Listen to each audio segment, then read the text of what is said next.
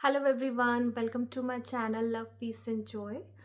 सो आज के इस वीडियो में मैं आपके साथ डिस्कस करूंगी एंजल नंबर 66 और 666।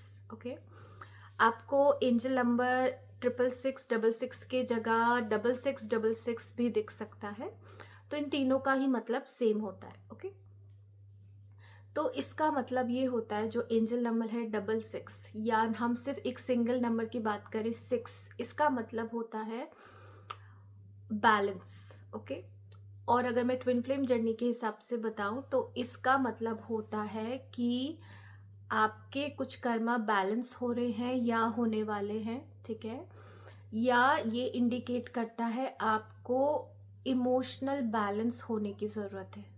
ओके, इमोशनली आपको बैलेंस में रहकर अपनी जर्नी को पूरा करना है। ओके, सो लेट्स से पहले मैं बताती हूँ कि अगर आप जर्नी के बिगनिंग में हो, ठीक है, और आपको ये नंबर दिख रहा है 66, ठीक है, तो ये यूजुअली उस फेज में दिख रहा होगा जब डीएम सेपरेशन चूज कर रहे होंगे या करने वाले होंगे। ठीक है, तो ये एंजल नंबर ये बताता है कि कुछ कर्मा अभी बैलेंस होना बाकी है। ठीक है, यानी कि अगर आपका बिट्रेयल कर्मा, आपका रिजेक्शन कर्मा पूरी तरीके से न्यूट्रलाइज नहीं हुआ है और डीएम आपको बिट्रे करके जा रहे हैं, रिजेक्ट करके जा रहे हैं, तो वो जो कर्मा है वो बैलेंस होने के लिए आया है। ओके, दूसरा ये भी बताता है कि डीएम अगर किसी और रिलेशन में जा रहे हैं, ठीक है, तो वो उस पर्सन से अपना कर्मा बैलेंस करने जा रहे हैं, यानी उस थर्ड पार्टी से कुछ भी हो वो उनको बिट्रेयल मिल सकता है, रिजेक्शन मिल सकता है, और उन्हीं कर्मों को वो न्यूट्रलाइज करने के लिए जा रहे हैं। ठीक है,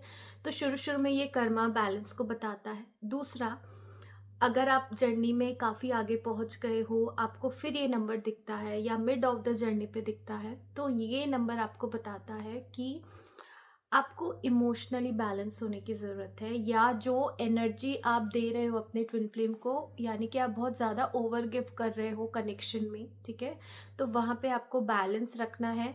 कितना टाइम खुद को देना है, कितना टाइम डीएम को देना है, यहाँ पे आपको बैलेंस रखना है। इमोशनली बैलेंस होना है कि पूरी तरीके से इमोशनल ही नहीं हो गए, वापस से ऑब्सेस ही नहीं हो गए कनेक्शन के लिए। ठीक है, तो आपको अपने बैलेंस को मेंटेन करना है। ठीक है, आपको अपने सोल पर्पस पे भी ध्यान देना है, अपने अबंडेंस पे भी ध्यान देना है, और फिर कनेक्शन पे भी थोड़ा ध्यान देना है। ठीक है, तो आपको ओवर गिव नहीं करना, आपको ओवर इमोशनल नहीं होना।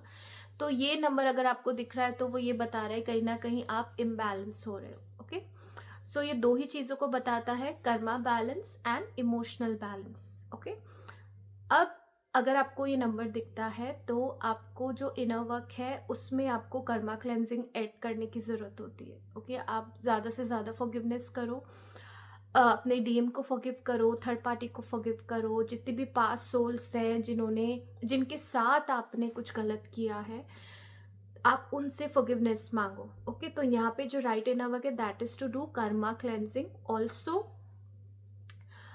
टू हील योर कोडिपेंडेंसी या ऑब्सेशन। ओके, तो आपको यहाँ पे अपना सेक्रल चक्रा भी हील करने की ज़रूरत है। ओके, सेल्फ लव प्रैक्टिस करने की ज़रूरत है। ठीक है, डिसिप्लिन मेंटेन करने की ज़रूरत है।